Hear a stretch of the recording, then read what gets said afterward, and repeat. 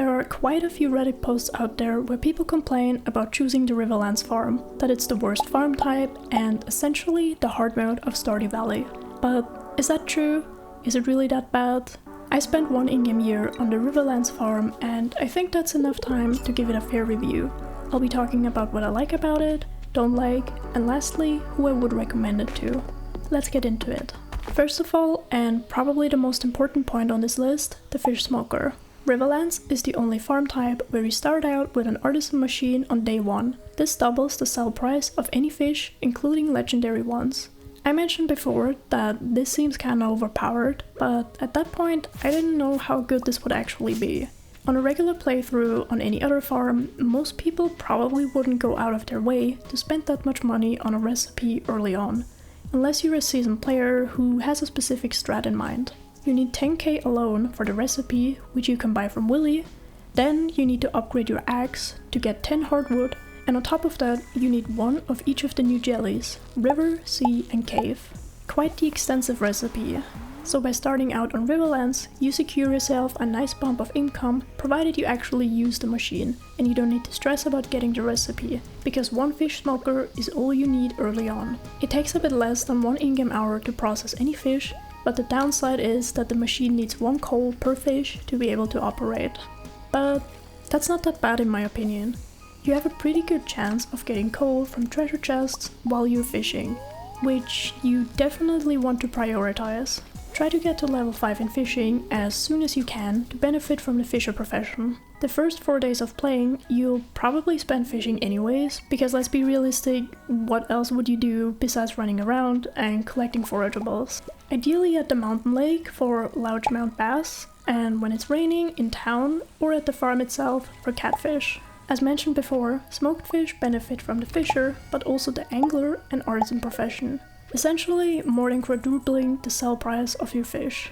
The highest selling non-legendary fish in the game is the lava eel, so try to set up a pond for that as soon as you can. But that's more something for late to mid game, so I won't go over that for now, but you get the idea. Also, smoked fish keep the quality from the ones you put inside in the machines, which means even more money. I found myself very often fishing at my farm and just having the smoker right next to me and refilling it every 50 in-game minutes. Fishing always has been a viable strat early on, but with the fish smoker it's even better now. The next point I want to talk about are ducks. Yes, ducks. Why ducks? Because they're awesome. When I did my 25 minutes details video, I learned that ducks can swim in ponds and rivers. I knew that they can swim on the beach farm, but on Riverlands, ducks will swim in the water pretty much every day, provided you didn't block off the area with too many fences, it's raining, or winter of course. Now, why is this important, besides being the most adorable feature ever? Ducks that swim in the water do not need hay or grass to be fed overnight. It's nothing game-breaking, but it's a nice little feature that fits really well on the Riverlands farm, since there's still little space for grass to grow. Speaking about water, Riverlands is the only farm where bubble spots are enabled, and you'll see them constantly. It is totally viable to spend a whole day fishing on your property. You have a 70% chance to fish uptown river fish, and a 30% chance for fish that are found in the cindersap forest. On almost any other farm you don't really want to fish on, because you'll mostly end up fishing for trash, with the exception of the beach farm. Another thing I want to mention is that you don't really need to worry about fences to keep your animals in one place.